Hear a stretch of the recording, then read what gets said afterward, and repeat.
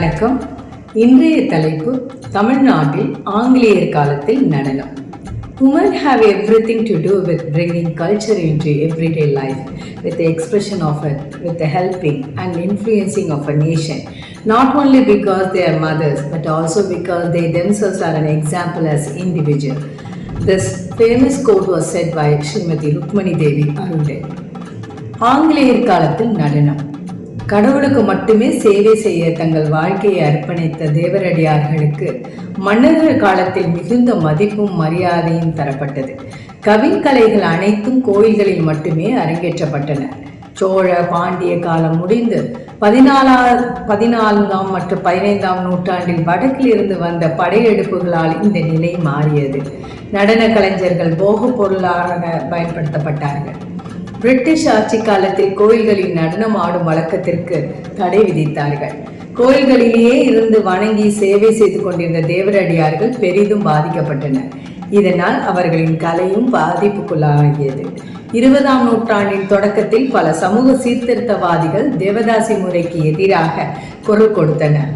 கோயில்களில் நடனம் போன்ற கலைகளை வெளிப்படுத்தவும் தடை விதிக்க வேண்டும் என்பதற்கான சட்ட மசோதா முன்மொழியப்பட்டது. முத்துலட்சுமி ரெட்டி இந்த மசோதாவை 1928இல் மெட்ராஸ் மாகாணத்தின் முதல் பெண் எம்எல்ஏவான டாக்டர் முத்துலட்சுமி ரெட்டி சட்டமன்றத்தில் அறிமுகப்படுத்தினார். தனது தாய் தேவதாசி முறையில் பாதிக்கப்பட்டதை இந்த சட்டத்தை கொண்டு வர முத்துலட்சுமி அவர்களுக்கு உந்துதலாக இருந்ததாக கூறப்படுகிறது. தேவதாசி ஒழிப்பு சட்டம் 1947ஆம் ஆண்டு தேவதாசி ஒழிப்பு சட்டம் மெட்ராஸில் கொண்டு வரப்பட்டது. கோவில்களில் நடனம் ஆடுவது சட்ட விரோதம் எனவும் இதை மீறுபவர்களுக்கு 6 மாதங்கள் சிறை தண்டனை விதிக்கப்படும் எனவும் சட்டம் இயற்றப்பட்டது.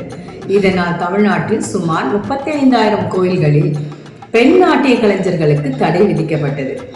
தியோசபிக்கல் சொசைட்டி இந்தியாவின் பாரம்பரிய கலைகள், அறிவியல் மற்றும் தத்துவங்களை பாதுகாக்கும் பணியை அடையாறில் அமைந்திருந்த தியோசபிக்கல் சொசைட்டி செய்து வந்தது. அக்காலகட்டத்தில் நடனம் பயில்வதையும் ஆடுவதையும் அவமானமாக கருதினர். இந்நிலையை முற்றிலுமாக மாற்றியவர் ருக்மணி தேவி அருண்டேல் ஆவார். அன்னி பெசன்ட் அம்மையாரின் உதவியாளராக இருந்த ஜார்ஜ் அருண்டேல் என்பவரை திருமணம் செய்து கொண்டார். இவர் தனது கணவரின் ஆதரவோடு சமூக கட்டுப்பாடுகளை மீறி பந்தநல்லூர் மீனாட்சி சுந்தரம் அவர்களிடம் நடனம் பயின்று தியோசபிக்கல் சொசைட்டியில் நடைபெற்ற விழாவில் தனது முதல் நடனத்தை அரங்கேற்றினார். இவரது முயற்சியால் பல பெண்கள் நடனம் கற்க முன்வந்தனர். சென்னை திருவான்மையூரில் கலாக்ஷேத்ரா என்ற குருகுல பள்ளி ஒன்றை துவக்கினார். தஞ்சாவூர் பாலசரஸ்வதி போன்றோரும் இதனை பொதுமக்கள் முன்பு ஆடும் கலையாக்க வேண்டும் என்ற முயற்சிகளே எடுத்தனர். பாலசரஸ்வதி சதிராட்டத்தின் ஸ்ருங்கார ரசத்தை பரதத்திலும் தக்க வைக்கும் போக்கை முன்வைத்தார். ஈ. கிருஷ்ண ஐயர் நடனக்கலைக்கு உரிய மரியாதை அளிக்க வேண்டும் என்று தொடர்ந்து வலியுறுத்தினார். மெட்ராஸ் மியூசிக் அகாடமியை தொடங்கிய அவர் இந்த சதிர் நடனத்தை பரதநாட்டியம் என்ற பெயர் மாற்ற வேண்டும் என முன்மொழிந்தார். இந்திய கலைகளின் மறுமலர்ச்சி என்று அழைக்கப்படும் 1930க்கு பிறகான காலகட்டத்தில் இந்திய கலைகளில் இருந்து வந்த மரபு சார்ந்த பாலியல் குறியீடுகள் நீக்கப்பட்டு விக்டோரியன் மொராலிட்டி அடிப்படையில் கலைகளை அணுகுமுறை உருவாகி வந்தது.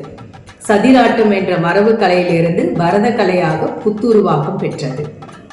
இன்று உலகில் அதிக அளவில் கற்றுக்கொள்ளப்படும் தனி கலையாக பரதநாட்டியம் இருக்கிறது. சதிர் நடனத்தில் இருந்து உருவெடுத்தாலும் இன்று பரதநாட்டியம் என்றே உலக அளவில் இந்த நடன கலை அறியப்படுகிறது. கலைகளை ரசிப்போம், வளர்ப்போம். நன்றி.